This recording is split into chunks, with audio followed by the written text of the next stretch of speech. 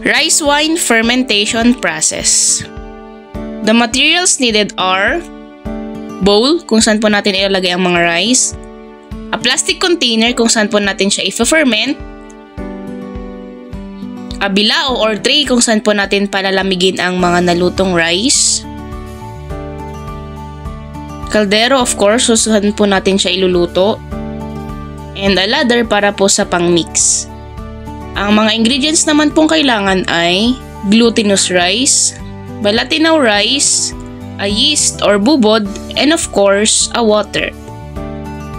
Now, let's start with the processes. Ang una po natin gagawin ay of course, ang hugasan ng mabuti ang glutinous rice para po mas maging maayos po ang fermentation process.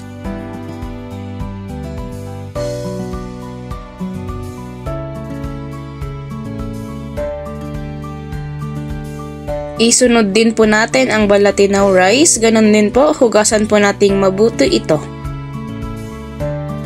After ng ating paghuhugas sa rice ay paghahaluin na po natin ang dalawang uri ng rice, ang glutinous rice and of course the balatinaw rice.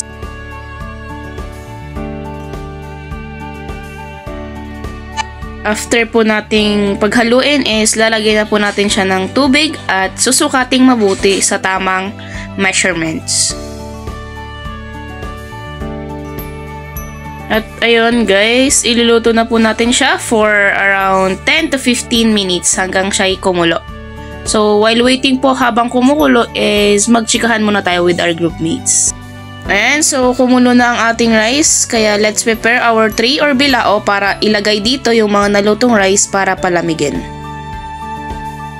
Ayan, at dahil luto na po natin ang rice, kailangan po natin siyang palamigin bago natin ilagay ang ating bubod. Ayan, so tamang spread lang po kami ng mga rice para mas mapabilis ang pagpapalamig namin at mailagay na namin ang ating bubod o yeast na gagamitin.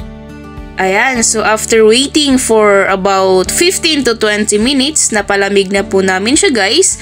And of course, ready na kaming maglagay ng yeast o bubod. Bale, naglagay lamang po kami ng kaunting amount ng yeast o bubod sa ating rice. At inispread po namin siya ng mabuti. And after spreading po is ready na po siyang mamix. So gamit ang ladle ulit is imimix na po natin yung yeast together with the rice. And guys, so minegos-megos po namin ang paghalo para mas spread ng mabuti ang ating bubod na inilagay.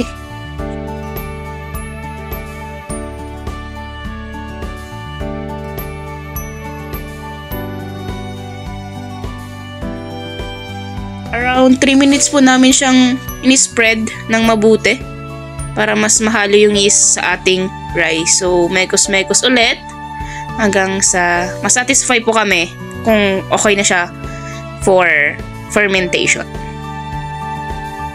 Ayan, so pwede na natin siyang ilagay sa ating plastic container kung saan po natin siya i-ferment. And so, mekos-mekos ulit sa paglagay. Tamang lagay lang po tayo guys hanggang sa mailagay po nating lahat yung rice po natin sa ating plastic container.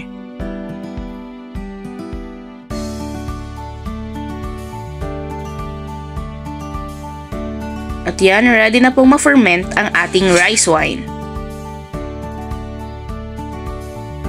Date of fermentation, October 17, 2024. Okay guys, it's time for taste testing. So ngayon po is October 30, 2024.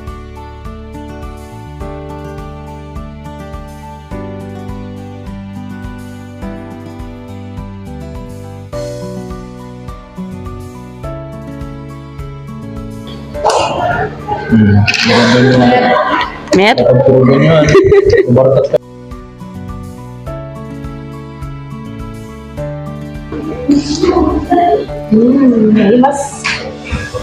Is it yummy? Yummy?